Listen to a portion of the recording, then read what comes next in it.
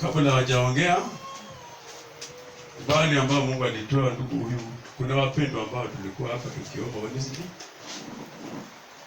Mungu alimtoa mbali. Kuna vitu zilifanyika kwake. Kalazwa chini kwa muda mrefu. Kajaribu kuombewa na pastors wengi. Hakupata ukombozi. Walikula pesa zake mingi. Hakupona. Wakati walimleta hapa, alikuwa amechoka, amesema wacha nikufe. Kamleta tukamwombea. Kuna picha hapa kwa simu, alikuwa amelazwa chini. Kuanzia hapa kwa kiuno kushuka chini. Alikuwa amekufa kabisa. Hata chembe ya uhai haikuwa ndani. Hata tu kidole kuinuka hivi, hata tu kidole kutingika haikuwa. Na miguu yenyewe ilikuwa baridi kabisa. Daktari walikuwa wamesema ni stroke. Kile tulipoomba leo yeye amesimama mbele hapa. Miguu ilianza kurejesha uhai pole pole. Iliporejesha uhai pole pole, kaanza kufanya mazoezi. Pole tukimwombea. Ilikuwa mwembamba kabisa. Kuna picha yake ambayo tulipiga simu wakati alipokuwa amelazwa hapa, hakuwa anaweza kaa. Ili Mungu alimpa hai. Kuna vitu ambazo zilikuwa zinafanyika wakati tunamwombea. Nadhani atatoa ushuhuda tu mwenyewe kuhusu kwa safari ilianza namna gani. Kwa boda nikakutana na hicho wakati alianza tu, sababu tukiandaa lunch acha atoe ushuhuda.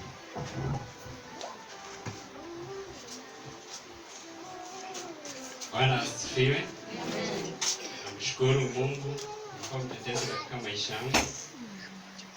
Nimemtambua Mungu amekuwa mtetezi katika maisha yangu. Kwa kweli tulimchungaji anaelezea, tulijuana na yeye mwaka jana mwezi wa 6 karibu tarehe 10.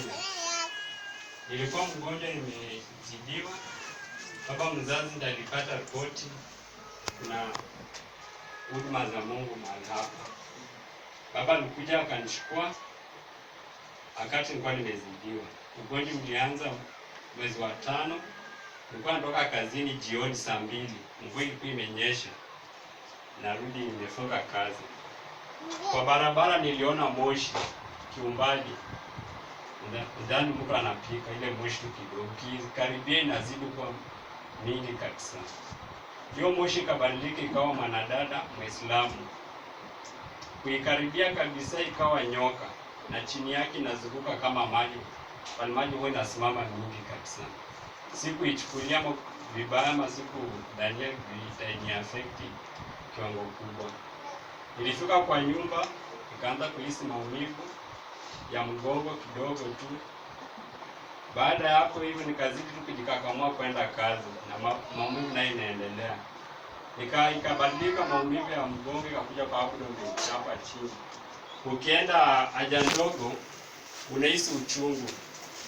Ikabadilika ikaanza tumbo kuuma. tumbo inauma ikipoa, lakini nilipoenda kwa hospitali ananiambia magonjwa hakuna. Ikanizidi kabisa. Mimi mwenyewe najiona niko sawa, naona niko strong, lakini ukinitazama unaniona niko weak. Marafiki walikuwa karibu na mimi wakaniuliza, "Hey bro, mbona unatembea aje?" Nawaambia niko sawa. Hata mke wangu akaniambia, "Tafadhali tumia pikipiki kwa nenda kutafuta matibabu. Kubali upande pikipiki." Mimi mwenyewe najiona niko sawa kabisa. Mimi nikasema siwezi tutembee. Na rafiki yangu anatokea nyuma na pikipiki. Akae ndugu Bernard, tafadhali kaa kwa pikipiki, sasa unatembelea, shida ni nini? Akamwambia mimi niko sawa. Akaacha mke, alikuwa amebeba watoto wa shule. Akanifikisha kwa mlango. Mke akasema hapana. Hatukai, tunaenda tuko hospitali. Tulipoanza safari ya kwenda kwa hospitali, nilianza kutembea kama mlevi. Nikapata mwereka, nilijikakamua nikajificha mwanamke wangu asinione. Ambao alikuwa karibu alianza kucheka. Akaza leo baba pesha amelewa na sijai kunywa tangu nikuje kwa hiyo ploti. Sikuamini, nilibebwa na boda, nilijikakamua nikaketi kwa pikipiki hadi hapa Mweni Hospital. Wakati nilifika pale wakanipeleka kwa lab, wakaniambia niende kipimo ya urine, waangalie shida ni nini. Ilichukua muda kutoa vipimo. Daktari akakuja akanishika abdomen hapa hivi. Akaniambia abdomen imejaa, itabidi waweke catheter. Waliweka catheter kwa muda. Kufika jioni daktari pia akaniambia ni wakati nilikuwa naanza kusikia baridi joto kwa miguu. Ni imefura zote mbili. Kuanzia kwa kitovu kwenda yote ilikuwa imesha paralyze wakati. Na mwenyewe sina ufahamu hata sina uwezo wa kutembea. Wakati walitoa catheter daktari akaniambia utaenda nyumbani kesho ukuje umalizie shindani. Akaniambia shuka kwa kitanda. Sikuweza kushuka kwa kitanda. Akanibeba hobe na akaniweka chini. Tukateremka naye hadi nikamlemea uzito, nikateremka hadi chini. Sikuamini, nirudi anirejesha kwa kitanda bila kujivuta, sababu nilikuwa namlemea uzito. Kujaribu mwenyewe kwa hisia, nikaona kweli miguu haifanyi chochote. Kajaribu wa right haifanyi, left haifanyi, niweka nduru. Nililia kwa uchungu sana. Watu walikuwa na mimi pale ndani, hapo ndani, wakaniuliza ni nini? Nikamwambia nasikia tu uchungu wa moyo. Sina uwezo wa kutembea. Ilikuwa kama mzaa kwa ambao walikuwa na mimi pale. Madaktari waliona kama mzaa, na kumbe ilikuwa tu hivyo.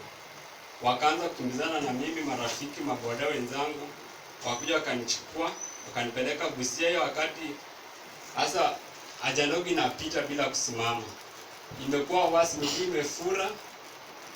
Hasa waombaji wanakuja, nikitoka wadi Busia, nilipitia changamoto mkubwa sana hadi nikapoteza matumaini ya kuishi, nikapoteza matumaini ya kuamini kwa Mungu. Ambayo ni sarakasi zilinifanyikia ilikuwa mengi sana. Wengi walijificha kwa kanisa, wengi walikuja kama waganga, sikupata matumaini. Hapo ndipo baba alikuja, akaambiwa mtoto wako amekaziwa, ende umuone. Ndio baba akashika kanisa, akaanza kutafuta msaada wa kanisa, nitakaelekezwa mahali hapa hivi. Hiyo wakati baba kuniambia kuja ni Mungu achitu kwa ndoka kwa hospitali Busia. Ananiambia ni Mungu achikuje tuende uende uombewe. Nikamwambia baba toa mchezo kwangu. Mambo ya kanisa sitaki. Mzazi akaza kani kuna uwezo nimeona wheelbarrow mahali. Naweza bebea mtoto wangu nikampeleka kanisani wakamuombea. Nikamwambia baba sitaki mchezo yako. Mkanga akavunjika akasema kwa baba amesema ati tuchukue wheelbarrow kwani ni wapi? Kweli boda akakubali, wakanibeba wakaniweka kwa pikipiki wakafunga miguu. Bwana wabariki. Wakati ndugu huyu kukataa kutaki michezo, waombaji walikuwa wamemkula pesa zimeisha.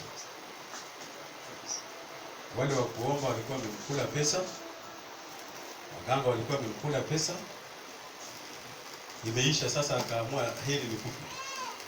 Ndio baba wake akakuja mahali hapa akasema kuwa naenda kuleta mtoto wangu. Alipoenda kumleta akakataa.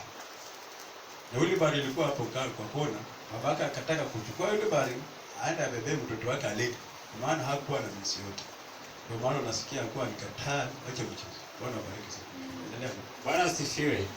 Wakati nifika hapa kanisani nililazwa pale kwa kona chini, sikuwa naweza kaa. Na wachache walinishuhudia wakati nilifika hapa. Sikuwa na uwezo kuketi, nikakunja kiuno, nilikuwa nikulalia mgongo.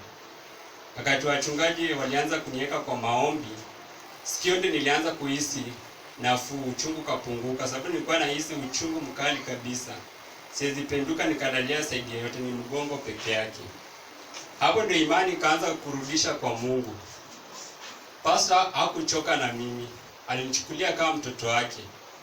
Na hawa ndugu wenzangu akina Felix ni wengi, hata ndugu pastor walisimama na mimi kama ndugu yao.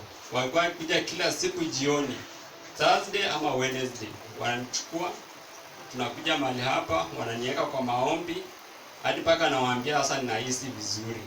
Mchungaji nahisi vizuri. Nikaanza mko na hakika, nikasema niko na imani napona.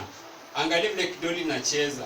Nilikuwa nikitoka mahali hapa naona badiliko kidogo, lakini kwa nafsi ya roho yangu kwa nafurahia sana. Hadi nikaenda kulala naona niko tu sawa, nishapona. Ukikuja kuniona unaniambia ai ndugu utapona, namwambia mimi nishapona. Mungu yuko nami. Sasa nimetoka, hata kutingiza mguu ilikuwa imepotea. Kuvaa socks sikuwa naweza.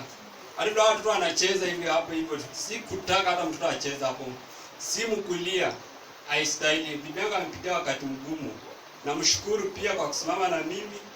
Amekuwa kama mama, kama baba. Mungu azidi tu kumbariki na amsimamisha awe na roho ngumu kama hiyo. Angekuwa mwingine angekuwa amenimwacha. Ameniogesha, amenifanyia kila kitu. Amenishughulikia kwa kila hali. Changamoto amepitia ni mingi. Ni Mungu ndiye anatutetea. Ni mengi pastor amezungumza. Pastor, nitakushukuru. Mungu akupanulie mpaka zako. Umekuwa muhimu katika maisha yangu. Umefanya hadi nimependa Mwenyezi Mungu kabisa na moyo wangu wote. Niko na ushuhuda ambao hana ushuhuda akuje kwangu. Kwa sababu kusimama tu nimesimama hivi ni furaha kwangu. Na tayari nasema nimeshapona. Hata nilikuwa naonesha pastor mdogo jana, hata ndugu Gideon akija kunichukua nyumbani. Nilitembea distance mkubwa sana kwa furaha, nikimwambia angalia ndugu nishapona. Hata mkiangalia sasa sitegemei kwa sana. Nilikuwa natembelea mkongoji za mbao. Hiyo ndio step ambazo nilikuwa najivunia. Mimi nawashukuru Mungu kwa kunitechange, kwa Mungu singefika hapa. Na pia mchungaji nakushukuru kwa kujitolea. Na pia naimiza wengine ambao wanapitia changamoto kama yangu. Kwa hiyo natumaini kwa Mwenyezi Mungu hakuna ambalo gumu kwa Mungu. Na niko na imani Mungu atatufanyia sisi wote kwa muda wake. Niko na muda wangu utafika na nitasahau haya maneno. Na Mungu awabariki. Nimeokoka. Yesu ndiye mtetezi katika maisha yangu. Sitafika mahali tena nimwache. Nilikuwa nimempenda, nikafika mahali nikatoka kwa mwelekeo wa Mwenyezi Mungu. Mungu anisamee. Nimepata kichapo. Alikuwa na kisidio niwe hapo hivyo. Namuomba tena sirudie hayo makosa. Anisamee. Anisamee kwa vyovyote kwamba nimekosea maksudi ama sikujua. Mungu anisamee. Ni hiyo tu. Nyumbani ni Lubanga, ukifika na Mayakalo. Ukifika na Mayakalo kwa shule umefika nyumbani. Kwa boma ya mzee Lucas Opondo Aburi. Kuna ambao wachache wanaweza tambua mahali hapo. Nitakuwa nikishiriki na nyinyi.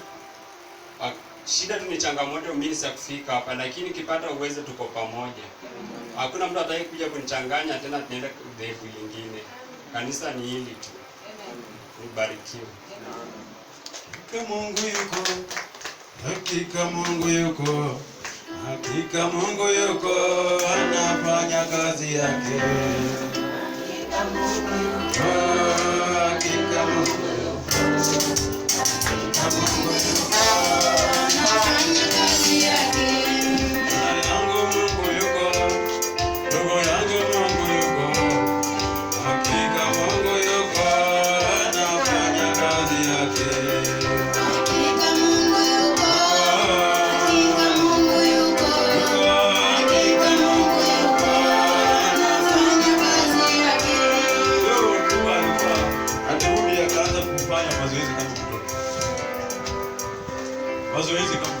Kamwambia aanze kufanya mazoezi. Anza kufanya mazoezi. Mazoezi pole pole kama mtoto. Kajengeka imani. Yeye ndiye alikuwa anatuhimiza imani yake iliinuliwe. Nasema nimepona. Bwana bariki sana. Wapendwa, Mungu yuko. Tusiabudu Mungu ambaye haonekani. Tunaabudu Mungu ambaye anaonekana. Mungu ambaye hai. Mungu aliyetembea na mitume. Leo yako hapa leo. Bwana bariki sana. Hakika Mungu yuko. Hakika Mungu yuko. Hakika Mungu yuko, anafanya kazi yake.